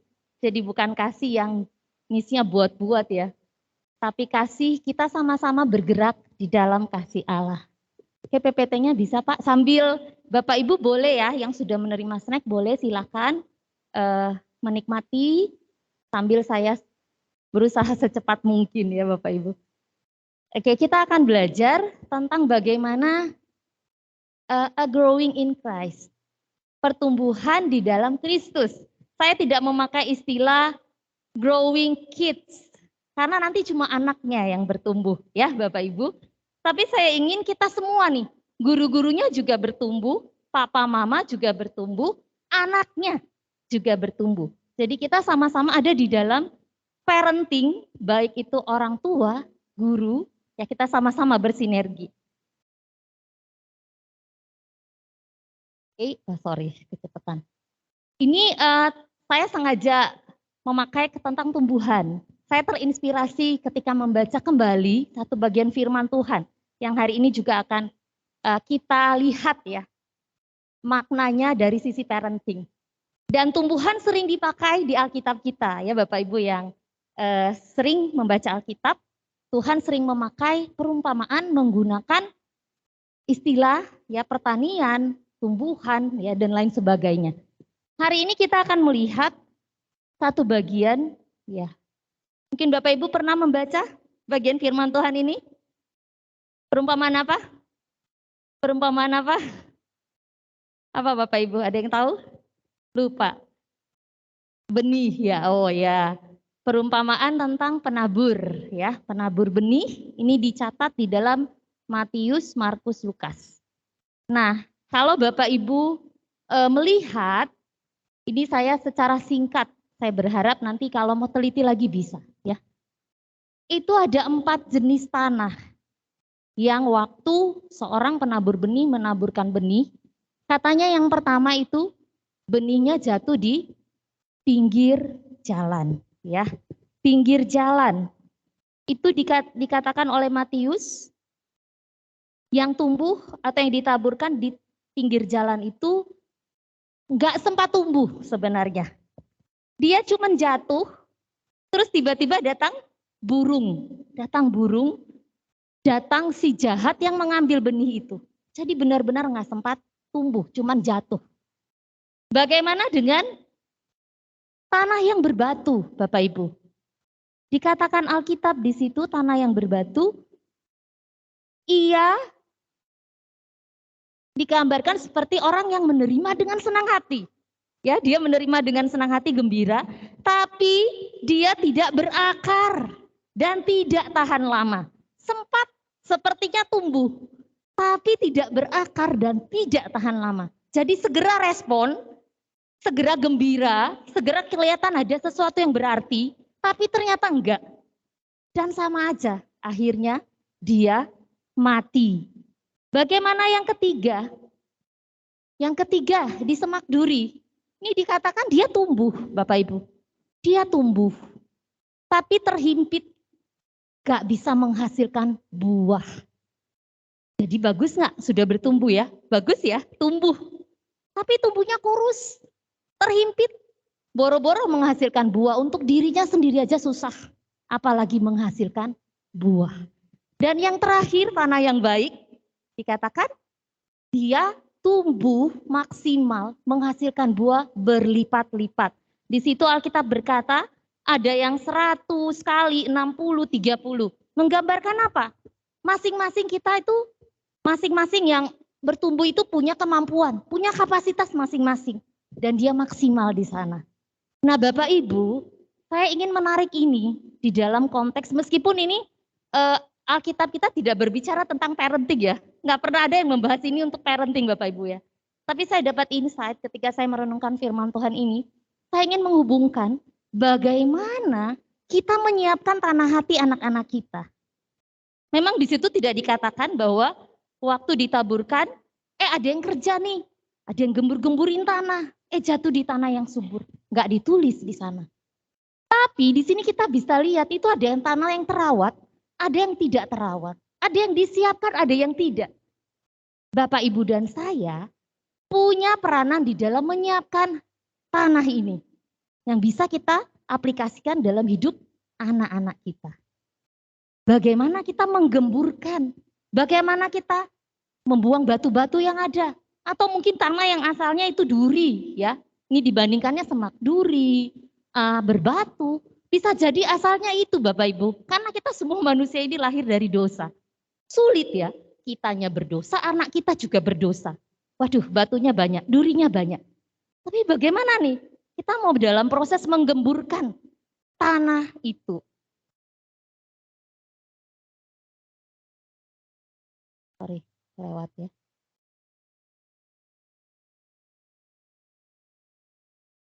Cepet banget ini ya majunya. Oke. Ini saya kutip dari kutipan bukan Alkitab ya Bapak Ibu, tapi ini saya pikir cocok juga untuk kita refleksi. Melupakan cara menggali dan mengurus tanah sama dengan melupakan diri sendiri. Jadi bagaimana kita concern nih? Ya ini petani. Petani itu hanya untuk sesuatu yang sementara. Kita ini lagi mengerjakan sesuatu yang bernilai kekal ya, manusia ya, bukan barang, bukan komoditi ekspor, bukan. Tapi bagaimana kita mau mengerjakan dengan concern? Kita benar-benar menemukan, belajar cara menggali, belajar mengurus tanah. Yaitu anak-anak yang Tuhan percayakan kepada kita. Dalam hal ini kita akan bersinergi Bapak Ibu ya, seperti yang tadi saya katakan, guru bagus sekali, Bapak Ibu mengirimkan di sekolah Kristen, tahu visi misinya. Tadi Miss Enda sudah paparkan ya, bagus sekali visi misinya. Saya aja terus menerus melihat kepada visi itu, wow gitu ya. Tapi guru tidak bisa mengerjakan sendiri. Dan Bapak Ibu harus ingat, guru atau sekolah atau gereja itu porsinya cuma 30% dalam pembentukan anak-anak kita. 70% itu dari Bapak Ibu, dari keluarga. Tapi kalau 30% ini kita nggak garap, kami di sekolah nggak garap benar-benar, itu juga sayang sekali. Saat kami menggarap itu dengan maksimal, yang 70% ini nggak menggarap, itu juga bisa dibayangkan ya. Mungkin cuman hasilnya 30%, mungkin itu gambaran yang mana yang tadi ya? Perumpamaannya, 1, 2, 3, atau 4. Belum bisa ya sampai ke 4 yang berbuah maksimal. Nah kita akan bersama-sama ini apa? Membentuk hati ya. Kita akan bersama-sama mengawal supaya anak-anak kita bertumbuh kuat dan berbuah. Jadi ini satu proses yang panjang Bapak Ibu. Enggak cuman lulus playgroup naik 1 tahun sudah jadi buahnya sudah kelihatan, tidak. Seumur hidup. Nanti di akhir dari materi ini kita akan lihat satu ayat, yaitu ternyata buahnya itu sampai seumur hidup Bapak Ibu ya. Jadi ini proses yang panjang, dan satu quotes mengatakan it takes a village to raise a kids. Butuh satu desa, satu kampung, satu negara untuk mendidik anak. Bapak Ibu dan saya ada di sana. Mari kita kerjakan dengan maksimal ya, kita sama-sama. Jadi jangan bilang saya sudah kirim ke sekolah Kristen, pasti bagus, terus saya santai-santai gitu ya. Pulang, ya udah main aja terserah anak kita mau main apa. Kita tidak menggarap, memberikan, memperkuat ya. Apa yang sudah dibagikan di sekolah, nilai-nilai rohani apa yang harus kita tanamkan sebagai orang tua.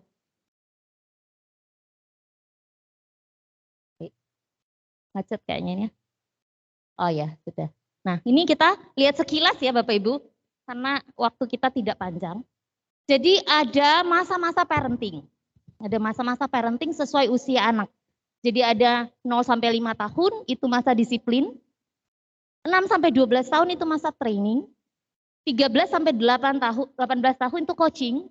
Dan 18 tahun ke atas sudah tim sekerja. Bapak Ibu tentunya tidak asing ya dengan istilah ini ya, training. Bapak Ibu mungkin sering ikut training, dilatih ya. Kalau dilatih itu pelatihnya di luar apa di dalam? Bersama-sama enggak? Di dalam ya. Jadi itu masa disiplin training itu masih orang tua involve-nya masih banyak. Tapi dengan bentuk yang berbeda. Kalau masa coaching Coach itu biasa di dalam ikut main nggak? Kalau dalam satu pertandingan? Enggak ya. Coach itu di luar. Mengamati strateginya salah nggak ya? Melihat dan juga nanti dia memberi motivasi. Oh ini lagi yang main ini kayaknya dia terpengaruh dengan sporter. Dia akan kasih dorongan di sana untuk ayo kamu jangan fokus ke sporter gitu ya. Dia tidak akan masuk di dalam. Itu sudah selesai di masa sebelumnya. Dan yang fase atas itu adalah tim sekerja.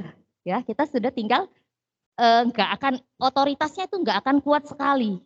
Karena harapannya dia sudah dibentuk dan kita tinggal apa? Terima informasi ya, terima laporan dan kita tinggal nimpali, oh ya kita nggak akan pegang kuat-kuat. Nah Bapak Ibu, anak-anak Bapak Ibu ada di fase, mungkin ada yang di disiplin, ada yang di training. Ya, tapi ini kembali bergantung ke karakter anak. Mungkin anak yang kolerik, anak yang keras, butuh waktu disiplin lebih lama Bapak Ibu ya. Nggak cuma sampai nomor 6. Mungkin ada Bapak Ibu yang punya anak lebih dari 1, yang punya anaknya fase 1 ini, fase 2, bisa diamati perbedaan karakter. Ini bersinergi juga dengan karakter, ya, dengan pola asuh. Nah, coba dilihat. Tapi yang saya mau tekankan, 0 sampai 5 tahun adalah masa disiplin. Masa anak-anak itu benar-benar di istilahnya di set. Ini loh yang benar, ini yang enggak. Prinsip-prinsip itu ditegakkan di sana. Prinsip-prinsip itu ditegakkan di sana meskipun di masa ini egonya anak-anak juga besar, ya Bapak Ibu ya. Dan mereka pinter memanipulasi dengan tangisan ya. Habis itu peluk-peluk gitu ya. Tapi ada hal-hal yang kita harus strict di sana. Kalau itu nggak benar, itu nantinya membahayakan mereka seumur hidup. Kita harus strict di sana. Karena apa yang kita tanam di sini itu akan mengefek ke selanjutnya Bapak Ibu ya. Kalau kita nggak kuat disiplinnya di awal, itu masuk masa coaching, itu kita sudah nggak didengar Bapak Ibu. Training itu sudah nggak didengar. Coaching dan teman sekerja itu pokoknya masa transisi itu ya, yang ada transisi, itu masa paling berat. Anak-anak itu sudah mengalami gejolak, masuk masa remaja awal, itu sudah semakin struggle. Bapak Ibu menanamkan nilai, Bapak Ibu mau istilahnya menanamkan disiplin yang baik itu sudah susah, sudah nggak masanya. Karena mereka ini ya sudah berkembang, mereka sudah makin besar, mereka sudah nggak bisa langsung pasti akan menentang. Mungkin Bapak Ibu yang punya anak fase remaja awal merasakan ya, susahnya ya punya anak remaja ya. Guru-guru di sini juga banyak yang punya anak remaja. Saya punya 2, 1 yang anak SD. Dan dengan zaman yang sekarang ini semakin sulit untuk membentuk hati mereka. Karena memang ada pergumulan dari dalam diri sendiri di fase itu, dan juga ada idealisme, ada tantangan dari sosial. Nah bagaimana kita mengerjakan bagian kita nih, yang masih mungkin yang punya 3, 2 anak, yang lalu mungkin beda, nggak apa-apa, kita mulai yang sekarang ya, kita nggak bisa menyesali yang lalu. Bagaimana nih kita mau memperbaiki yang sekarang. Jadi kita bersama-sama dengan sekolah nih juga dengan visi misi dan juga dengan moto kita ingin membangun anak-anak yang mempunyai disiplin yang baik, ya disiplin yang baik. Jadi dia bukan menjadi anak-anak gampang kata Alkitab ya, anak-anak yang manja. Tetapi nanti kita mempersiapkan mereka, tanah mereka, supaya mereka tumbuh menjadi tumbuhan yang kuat dan berbuah. Kita melihat sebentar tentang disiplin ya. Disiplin itu apa sih Bapak Ibu? Mungkin kalau kita dengar disiplin kok serem banget ya. Aduh anak saya nanti trauma. Wah, sehari nangis masuk sekolah nggak usah lagi, nanti trauma. Nggak usah ya Miss, besok lagi. Wah, kendor lagi ya Bapak Ibu ya. Jadi sebenarnya disiplin itu bukan hukuman, bukan hukumannya ya Bapak Ibu. Disiplin itu sendiri sebenarnya artinya itu arti Kristen ya, disciple, menjadi murid. Kita ini sedang mengarahkan seseorang untuk belajar, menjadi murid dari guru kita yang agung yaitu Yesus Kristus. Amsal berkata, didiklah anakmu, maka ia akan memberikan ketentraman kepadamu dan mendatangkan sukacita kepadamu. Kalau bahasa Inggrisnya ada yang berkata, correct your son. Koreksi, ya, koreksi anakmu. Koreksi itu ya berarti membenarkan ya, menempatkan kembali ya, kalau dia belok-belok, muter-muter, yuk balik ke sini yuk. Sudah muter-muternya balik ya, ini jalanmu. Nah ini juga masuk disiplin gitu ya. Dan dikatakan itu akibatnya jangka panjang ya, akan mendatangkan sukacita, mendatangkan ketentraman bagi orang tua. Mungkin masa-masa sekarang kok kayaknya aduh lelah ya, habis kerja harus apa ya, concern dengan anak yang lagi aktif, yang apa-apa mau diambil, apa-apa mau diberantakin gitu ya. Tapi kita mengarah ke satu tujuan jangka panjang yang lebih mulia. Kalau kita nggak mau kerjain sekarang terus gimana gitu loh. Siap nggak? Coba bayangkan, siap nggak? Kalau Bapak Ibu punya anak remaja, siap nggak dia udah lepas dari kita? Siap nggak? Dan dia nggak punya nilai-nilai yang baik. Mungkin kita mikirnya sekarang susah, nggak usah lah. Tapi kita nggak mikir nantinya tuh anak kita tuh gimana gitu ya. Jadi kita harus concern sama-sama dengan hal ini. Ya, ini bahasa Alkitabnya yang dari Amsal tadi. Di sini artinya koreksi itu melibatkan disiplin ya. Mendisiplin, menghajar, bahkan menghukum memang ada. Tapi dikatakan maksudnya ini proses koreksi ini memperhitungkan semua aspek di dalam membesarkan anak. Jadi kita melihat, kita tahu, dan kita menemukan ya, kita menemukan apa yang harus kita lakukan dengan tepat. Jadi bukan karena kita lelah aja, bukan karena kita malas aja, kita capek aja, terus kita rasa anak kita bandel nih, harus dimarahin, enggak gitu ya.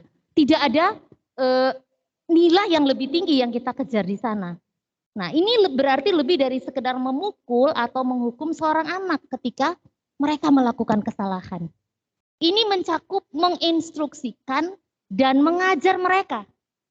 Mengajar Bapak Ibu ya, jadi bukan hanya guru yang mengajar. Mungkin Bapak Ibu waktu pandemi ada yang sempat menjadi guru di rumah, susah ya. Ya mengajar itu susah. Mengajar, mendidik itu susah. Karena memang kita sedang membentuk manusia, bukan barang bekas atau bukan barang yang bisa kita buang kapan aja.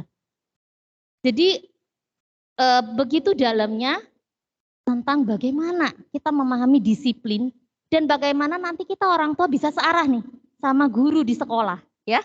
Jadi jangan menganggap oh guru ini kok terlalu jahat ya atau terlalu keras ya. Karena usia segini sudah harus buka sepatu sendiri ya. Sudah harus pakai tas sendiri padahal di rumah itu apa-apa dilayani. Kita orang tua perlu melihat bahwa guru itu tahu perkembangan anak ya. Sebenarnya kalau mau belajar perkembangan anak harus satu sesi sendiri lagi. Maaf ya saya tidak bisa mencantumkan di sini. Tapi yang pasti guru tahu porsinya untuk anak-anak Bapak Ibu. Apa yang harus didorong di sana? Motorik kasarnya, motorik halusnya, emosinya. Jadi itu semua nggak asal Bapak Ibu ya. Kalau guru itu harus mendidik anak, melatih anak seperti itu sudah dalam koridornya.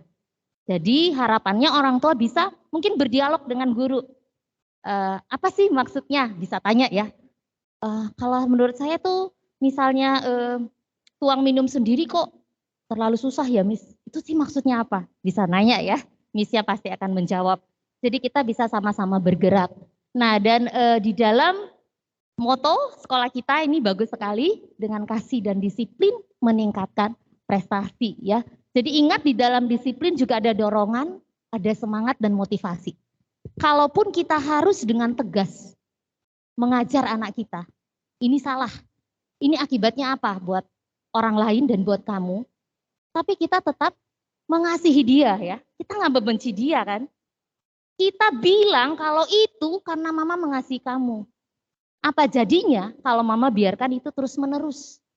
Dan nanti kamu besar, misalnya kamu terbiasa ya usilin teman gitu ya. Kamu terbiasa ambil tanpa izin. Kalau kamu besar, bukan hanya teman satu kelas loh yang kamu hadapi. Kamu hadapi ini orang-orang di luar yang mama nggak kenal loh. Kalau di kelas itu mama bisa bilang ke Miss, ini tadi berantem sama siapa ya? Kalau kamu menghadapi dunia luar, mama sudah nggak bisa loh ke sana. Kamu bisa dihajar orang. Dunia itu menghajar kamu lebih keras dari mama menghajar kamu. Makanya sekarang mama harus keras, papa harus keras. Ya, lebih baik ya Bapak Ibu, kita keras karena kita tahu tujuannya. Daripada kita memasrahkan kepada dunia yang keras dengan tujuan yang tidak jelas. Tujuannya hanya apa? Hanya uang. Tujuannya hanya apa? Tujuannya hanya kepentingan-kepentingan diri sendiri. Ya, dan ini yang mendasari, ini juga bersyukur kita punya firman Tuhan ya Bapak Ibu. Saya sangat mengagung-agungkan ini ya, hukum kasih. Karena ini inti, kata Tuhan, ini inti dari semua yang Dia ajarkan. Ya, yaitu apa? Kasihilah Tuhan Allahmu dengan segenap hatimu, dengan segenap jiwamu, dan dengan segenap akal budimu. Dan hukum yang kedua, kasihilah sesamamu manusia seperti dirimu sendiri. Berarti duluan mana? Sesama atau diri sendiri? Iya, sejajar sih ya. Tapi diri sendiri juga. Katanya seperti dirimu, berarti dirimu standarnya apa? Baru kamu mengasihi orang lain. Ya. Nah jadi kasih dan disiplin. Kasih yang seperti apa? Mengasihi Allah.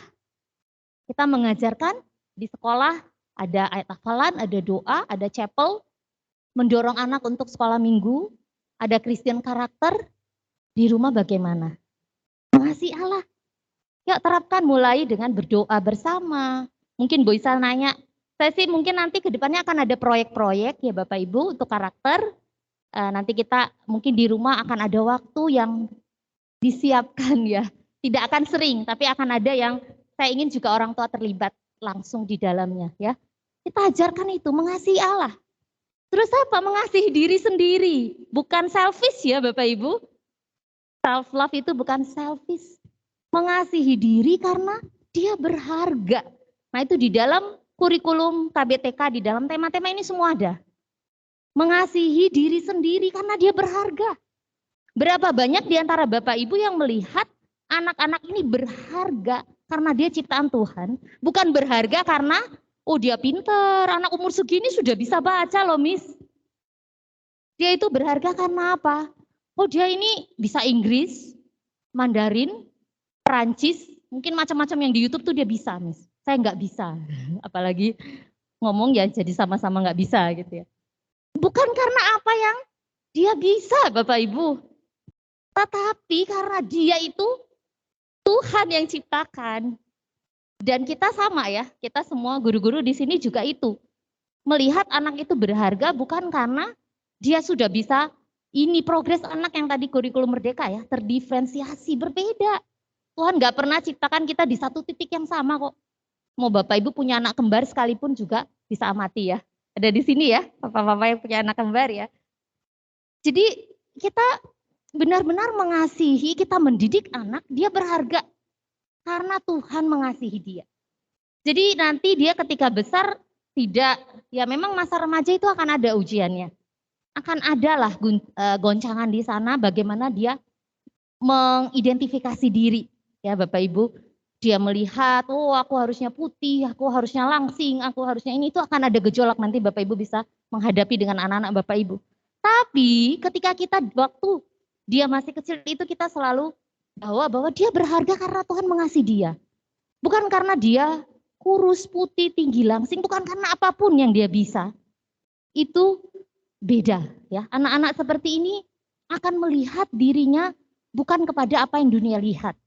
Tetapi dia merasa apapun aku dikasihi. Wah itu penerimaan yang sangat-sangat dibutuhkan. Karena saya menghadapi banyak anak remaja yang saya konseling itu mereka sampai mau bunuh diri, melukai diri itu banyak sekarang terjadi. Karena mereka mengalami, mereka ditolak, tidak dikasihi dengan apa adanya. Mereka dikasihi kalau mereka berhasil Bapak Ibu. Sudah berhasil pun malah ditambah lagi. Kurang lagi, waktu 24 jam tuh kurang. Buat anak-anak zaman sekarang karena saking mengasihinya, lesnya ditambah, tuntutannya ditambah, itu kasih. Uangnya sih ditambah. Sekolahnya sih yang bagus, yang mahal. Tapi mereka kehilangan diri mereka sendiri dan mereka ingin pergi dari dunia ini. Untuk apa aku ada di dunia ini? Untuk apa? Padahal orang melihatnya wow, pintar, kaya, banyak teman, cantik. dia sendiri tidak mengalami itu. Mengasihi sesama. Mengasihi sesama bukan hanya kita lagi tahun ini mau coba keluar ya Bapak Ibu. Sesama itu bangsa Indonesia itu macam-macam. Bukan hanya sesama, mungkin memang Alkitab bilang sesama saudara seiman dulu ya stepnya. Sesama yang dekat-dekat dulu. Tapi lama-lama boleh dong kita kenalin. Oh yang pakai jilbab ada. Yang di kelenteng ada. Ya, mungkin di dalam keluarga kita beda-beda ya, gado-gado. Kita bisa tetap membawa anak kita untuk belajar terbuka dan mengasihi. Ini juga prinsip Alkitab. Ini juga kita kembangkan di sekolah Kristen Kaum Kudus. Dan saya ingin mengajak papa mama kita bergerak bersama. Jadi jangan nanti misalnya ada foto, mungkin anak-anak foto Pak sama teman-teman TK yang pakai jilbab. Aduh, Miss saya nggak mau ya Miss. Saya nggak suka anak-anak saya seperti itu Miss. Sama yang orang-orang yang saya nggak kenal yang jilbaban ya. Kita siap ya Bapak Ibu, ini perintah Tuhan loh. Mengasihi sesama itu nggak ada kotak-kotaknya. Ya kita belajar untuk itu. Oke, next. Bisakah dibantu? Bagaimana memulai ya? Mungkin ada yang sudah memulai tapi harus terus konsisten. Kita harus selalu konsisten, proses belajar itu seumur hidup. Kita menunjukkan kasih. Yuk, ini yang shading, ini bumper yang paling utama Bapak Ibu, kasih ya.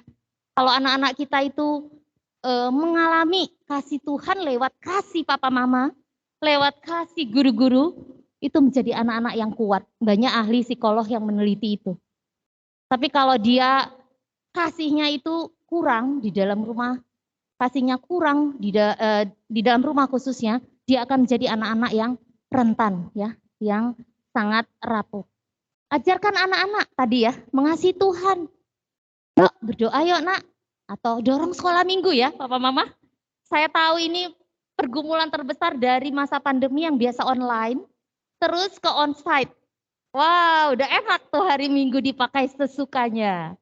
Terus anak suka-suka deh kapan mau sekolah minggu. Kalau online kan bisa rebahan sambil minum ya. Mau sore mau malam bisa.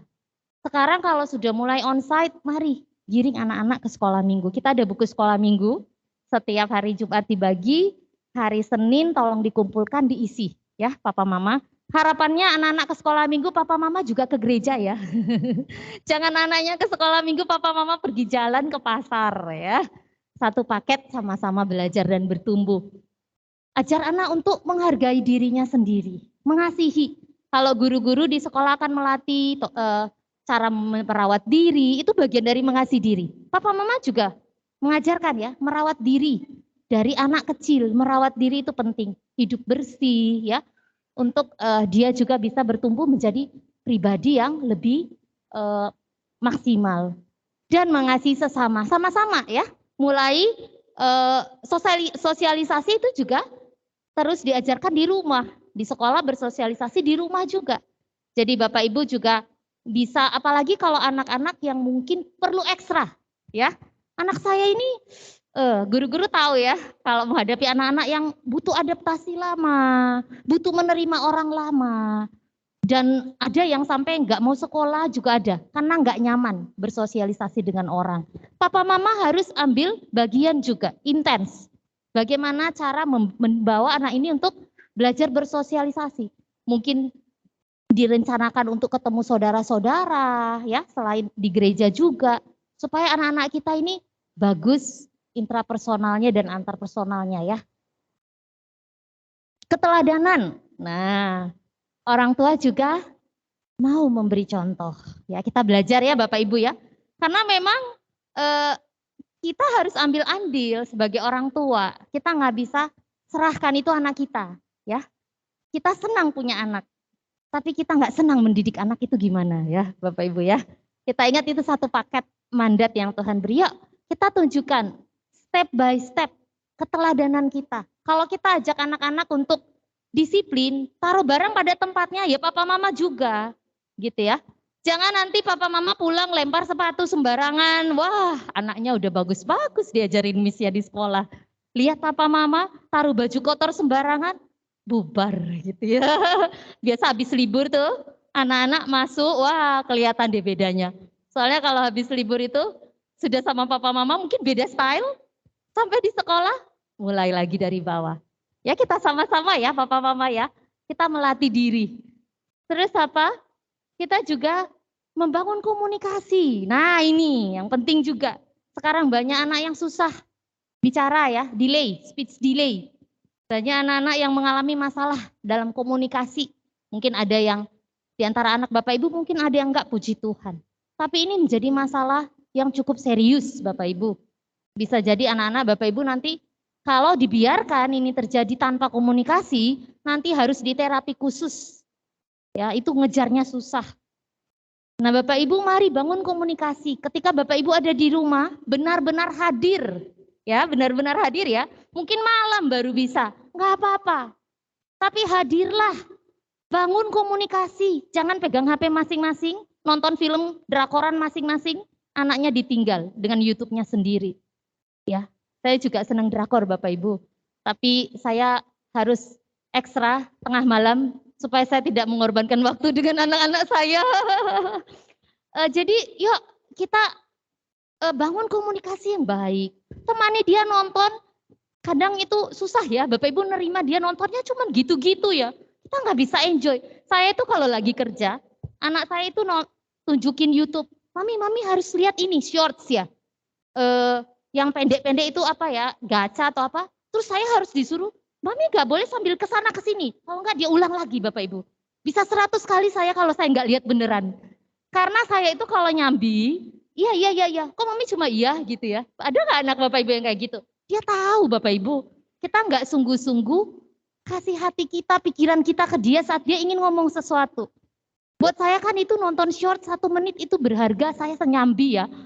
Kan itu gambarnya saya nggak ngerti juga. Lucu sih buat dia, buat saya nggak lucu. Susah gitu ya. Tapi akhirnya saya belajar. Kalau nggak saya diulang 100 kali jadi 100 menit. Ya udahlah 1 menit.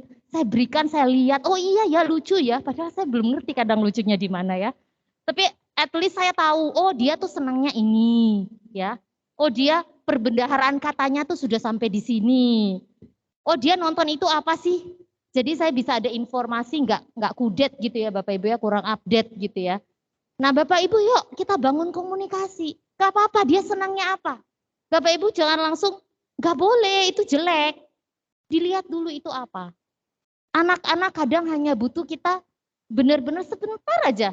Kalau misal kita lagi sibuk ngomong, bentar ya 5 menit lagi. Ini Mami masih oseng-oseng 5 menit lagi. Kalau enggak ini HP meledak ini. Oseng-oseng sebentar, tapi beneran. Karena nanti dia akan ingat seumur hidup. Saya sering Bapak Ibu ya. Nanti anak saya ngungkit-ngungkit. Mami sudah janji, sudah pinky promise loh. Enggak kejadian juga. Karena apalah mama yang sibuk. Tapi kita berusaha ya Bapak Ibu, kita berusaha yuk. Kita bangun komunikasi yang tulus. Ada trust, kepercayaan. Kita percaya anak kita ini. Kita percaya apapun itu, kita dengar dulu, kita lihat dulu. Jangan langsung nggak boleh. Kamu sekarang waktunya belajar. Kamu sudah dibilang Miss ini. Wah, dicecar ya Bapak Ibu ya. Terus kapan dia mau berkomunikasi heart to heart? Istilah anak Jaksel, deep talk. Wah, deep talk ya anak Jaksel padahal nggak Jaksel ya. Deep talk, komunikasi yang dalam itu dibangun dari kecil. Jangan salah Bapak Ibu, masa remaja awal itu anak-anak sudah nggak pingin ngobrol. Jaim. Bapak Ibu kalau kehilangan yang ini, Bapak Ibu akan kehilangan selanjutnya. Dan Bapak Ibu kaget sendiri. Oh, anak saya kayak gitu ya, lihat dari orang, wow, dengar dari sana sini, wow. Alangkah baiknya kalau Bapak Ibu menjadi orang tua yang pertama tahu, kenal, meskipun nanti ada informasi gini-gini, Bapak Ibu nggak terlalu ngefek. Oh ya, anak saya memang begitu. Saya tahu akhirnya ditanya di cross check. Kita bisa komunikasi yang baik ya Bapak Ibu ya. Jadi ini kiranya boleh kita bangun di dalam hidup kita sebagai orang tua. Oh ya, sabar ya Bapak Ibu, tinggal 2 slide. Anak-anak kita perlu dibesarkan dengan pengetahuan bahwa mereka berharga karena Tuhan. Ini yang tadi ya. Terlepas dari mereka menghasilkan buah atau tidak. Buah itu terakhir. Bapak Ibu, buah itu proses yang panjang. Buah itu terakhir. Bagaimana kita membimbing mereka step by step. Mereka berharga, mereka dicintai, dikasihi, dan mereka tumbuh kuat. Jadi buah itu nanti gitu ya. Anak-anak harus bertumbuh kembang dan menerima tanggung jawab sesuai usia. Jangan lupa kasih dan disiplin ada tanggung jawab ya. Dilatih, anak-anak dilatih tanggung jawab dari usia mereka, bisa berkoordinasi dengan guru kelas ya. Dan kita juga bisa menjadi orang tua yang mau menjadi murid dari anak-anak kita. Jadi belajar bukan hanya otoritas, kita sebagai orang tua kita juga mau belajar. Anak kita perkembangannya apa, yuk kita belajar. Oh, kita menghadapinya harus seperti apa. Terus anak-anak tidak diciptakan untuk memenuhi impian kita. Tugas orang tua, ini penting sekali ya Bapak Ibu, mengantar anak-anak menemukan apa yang Allah inginkan bagi mereka. Ini tugas orang tua, ini juga kami sebagai pendidik. Kita sama-sama nih beriringan, mengantar anak-anak menemukan apa yang Tuhan inginkan.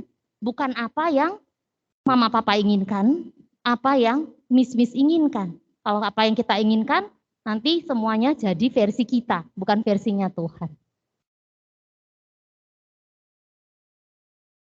Ya, ini ayat penutup kita, Amsal 22 ayat 6, kita baca sama-sama yuk. 1, 2, 3. Didiklah orang muda menurut jalan yang patut baginya, maka pada masa tuanya pun ia tidak akan menyimpang daripada jalan itu. Kita baca versi terjemahan sehari-hari ya, 1, 2, 3. Ajarlah seorang anak cara hidup yang patut baginya, maka sampai masa tuanya ia akan hidup demikian. Mari kita mengajarkan cara hidup yang patut baginya, yang dilandasi oleh pertama apa? Kasih kepada Allah, kasih akan dirinya sendiri, dan kasih kepada sesama. Dan itu sampai akhir hayat, sampai masa tua, dia akan hidup demikian. Ya, Bapak Ibu, kita nggak tahu sebagai orang tua berapa tahun sih kita ada di sisi anak-anak kita. Saya selalu mengatakan kepada anak-anak, Mami nggak tahu ya sampai kapan. Jadi kalau Mami masih ada, kalau orang tua masih ada, kalian dididik itu sampai kalau kita nggak ada, mereka masih bisa hidup di dalam prinsip-prinsip itu. Bapak Ibu jangan berharap, jangan merasa akan selalu ada 24 jam. Jadi kita mau jadi helikopter parent. Selalu ada masalah kita turun, kita ada di depan, kita jadi garda. Nggak akan terjadi. Kita nggak pernah tahu. Tapi yang kita ada sekarang, apa yang ada padamu sekarang, kata Tuhan kepada Musa, apa yang di tanganmu sekarang, adanya tongkat. Apa yang ada di dalam hidup kita sekarang kita maksimalkan dengan baik. Untuk satu kehidupan yang jangka panjang, kehidupan yang mulia. Ya, kita akan mengakhiri parenting kita, kiranya Bapak Ibu bisa mendapat berkat. Mungkin kalau ada pertanyaan, 2 aja ya maksimal. Nanti Bapak Ibu bisa, kalau misalnya ada masalah khusus bisa WA, misalnya butuh konseling silahkan, nanti kita atur waktu. Atau ada hal-hal yang mau dikonsultasikan, bisa ke wali kelas, bisa ke saya, silahkan. Tapi kalau misalnya itu masih dihandle oleh wali kelas, silahkan ya Bapak Ibu. Tapi kalau mungkin berasa ini kayaknya agak kompleks, boleh ke saya ya Bapak Ibu ya. Oke, silahkan jika ada pertanyaan, 1, 2 sebelum kita berdoa. Kalau ada, sepertinya baik-baik, sudah menjalankan dengan baik. Wah, puji Tuhan ini. Tahun ini guru-guru nggak berat ya. Sudah bisa menerima dan mengerti. Oke, Bapak Ibu, terima kasih untuk waktu, untuk kesediaannya. Kiranya kita sama-sama ya bergandengan tangan sebagai orang tua, sebagai guru, kita sama-sama pendidik yang Tuhan percayakan jiwa yang berharga. Dan masa usia dini ini, mungkin orang pikir cuma nyanyi-nyanyi, geprek-geprek ya. Guru TK itu powerful. Apa yang diajarkan sekarang itu untuk keseluruhan hidupnya. Doakan kami juga ya Bapak Ibu ya. Kalau Bapak Ibu ada yang nggak cocok silahkan datang. Guru-gurunya akan terbuka kok. Silahkan, ada yang nggak srek, ada apa tanya. Lebih baik kita komunikasi daripada menyimpan hal-hal yang kita nggak mengerti ya. Guru-gurunya fine-fine aja, ternyata mama papa menyimpan sesuatu. Ya, saya harap tidak demikian. Oke, mari kita berdoa sebelum mengakhiri. Bapa dalam surga, terima kasih untuk waktu ini. Kami boleh belajar bersama untuk bagaimana kami bertumbuh di dalam Tuhan. Bagaimana kami menjadi orang tua, menjadi guru. Dan juga kami ingin anak-anak kami juga bertumbuh di dalam Tuhan. Tuhan tolong kami boleh memiliki harapan yang sama, kami boleh memiliki kasih yang sama, kasih kepada Engkau, yang juga boleh kami aplikasikan dalam diri kami dan dalam kehidupan kami dengan sesama. Tuhan yang menolong, kiranya di hari-hari ke depan, kami sungguh boleh menjadi orang tua, menjadi guru, kami boleh menjadi alat di tangan Tuhan untuk membesarkan anak-anak kami, boleh tumbuh kuat, tumbuh menghasilkan buah, buah yang manis, yang indah, membawa kemuliaan bagi nama Tuhan. Terima kasih Tuhan, di dalam nama Tuhan Yesus Kristus kami berdoa. Amin. Silakan Miss Mita. Terima kasih Miss Herlina untuk sesi parentingnya pada siang hari ini. Sangat menarik sekali. Ada satu hal yang menjadi catatan buat kita semua, bahwa dalam mendidik anak kita harus menggunakan kasih, keteladanan, dan komunikasi. Kiranya pertemuan orang tua siang hari ini membawa hal-hal yang bermanfaat bagi Bapak Ibu semua, dan kita juga para pendidik untuk kita boleh mendidik anak-anak dengan hati, dengan kasih, dan juga dengan disiplin. Untuk menutup pertemuan kita siang hari ini, saya selaku pembawa acara mengucapkan terima kasih untuk kesediaan Bapak Ibu mengikuti kegiatan pertemuan orang tua pada siang hari ini dan parenting. Tidak ada satupun yang meninggalkan ruangan ini. Tepuk tangan buat kita semua. Ya. Mohon maaf kalau mungkin dalam membawakan acara pada siang hari ini ada tutur kata yang kurang berkenan atau sikap yang tidak berkenan bagi Bapak Ibu. Kita akan tutup pertemuan siang hari ini dengan berdoa. Doa penutup akan dipimpin oleh Miss Betty.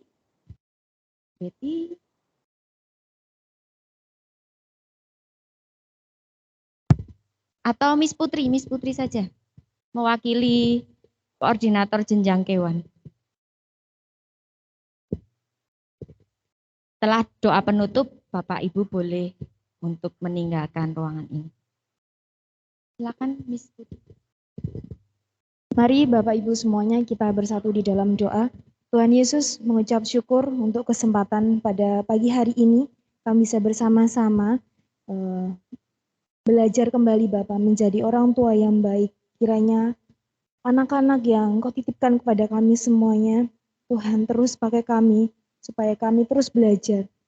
Jadikan anak-anak kami anak-anak yang sungguh takut akan Tuhan, taat pada orang tua, dan terlebih menjadi kebanggaan orang tua Bapa. Kami bersyukur untuk pagi hari ini dan kami akan mengakhiri pertemuan orang tua murid dan juga parenting. Kiranya Tuhan memberkati kami semuanya di dalam perjalanan, antarkan kami sampai di rumah dengan selamat Bapa. Terima kasih Bapa, kami serahkan semuanya, masa depan anak-anak dan juga harapan orang tua ke dalam tangan Tuhan, di dalam nama Tuhan Yesus. Haleluya, amin. Terima kasih Miss Putri, terima kasih Bapak Ibu. Saya ucapkan selamat siang, hati-hati di jalan.